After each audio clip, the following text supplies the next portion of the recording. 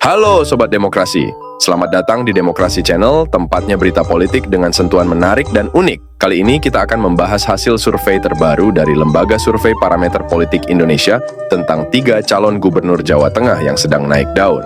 Siapa saja mereka dan apa kelebihan serta kelemahan masing-masing? Yuk, kita simak bersama.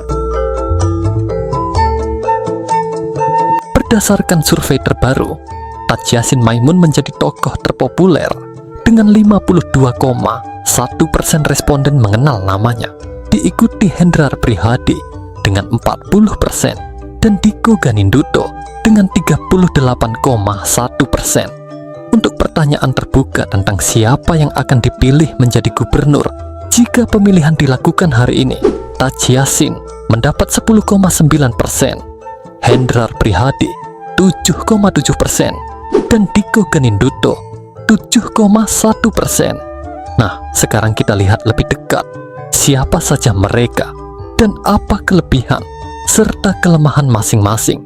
Namun aku mau disclaimer dulu nih, analisis ini hanya prediksi berdasarkan informasi dan pendapat pribadi, bisa saja cenderung subjektif dan belum tentu dipastikan kebenarannya. Jangan sampai analisis ini mempengaruhi pilihan kalian, ya.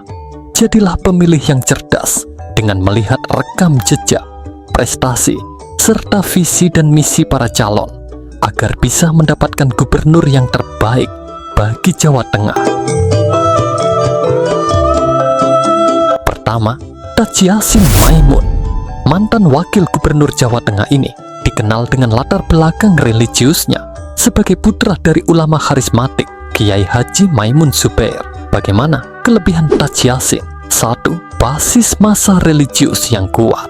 Kedekatannya dengan kalangan ulama dan pesantren memberikan dukungan yang solid. 2. Latar belakang keluarga terhormat, putra ulama karismatik yang dihormati di Jawa Tengah. 3. Pengalaman di pemerintahan, pernah menjabat sebagai wakil gubernur Jawa Tengah. Apa sih kelemahan Taj Yassin?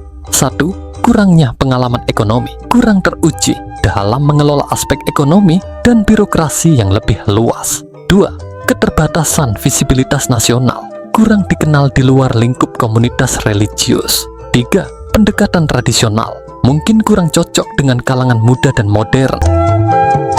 Selanjutnya, Hendrar Prihadi saat ini menjabat sebagai Kepala Lembaga Kebijakan Pengadaan Barang Jasa Pemerintah (LKPP) dan pernah menjadi wali kota Semarang. Seperti apa kelebihan Hendrar Prihadi? 1. Pengalaman administrasi, teruji dalam mengelola pemerintahan kota dan pengadaan barang jasa.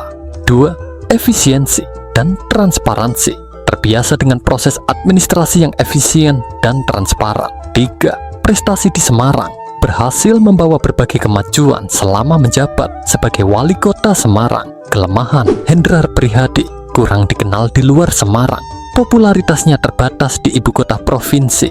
2. Fokus pada administrasi, mungkin kurang dinamis dalam menangani isu sosial dan budaya. 3. Birokrasi yang kaku, terbiasa dengan aturan yang mungkin kurang fleksibel dalam situasi yang membutuhkan kreativitas. Terakhir, Diko Ganinduto, Bupati Kendal yang dikenal sebagai sosok muda dan dinamis dengan berbagai inovasi di Kendal. Kelebihan Diko Ganinduto: pendekatan modern, mengedepankan inovasi dan teknologi dalam pemerintahan.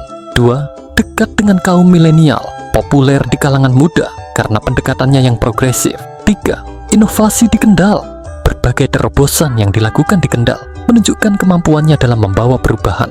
Terus bagaimana kelemahan Diko Ganinduto?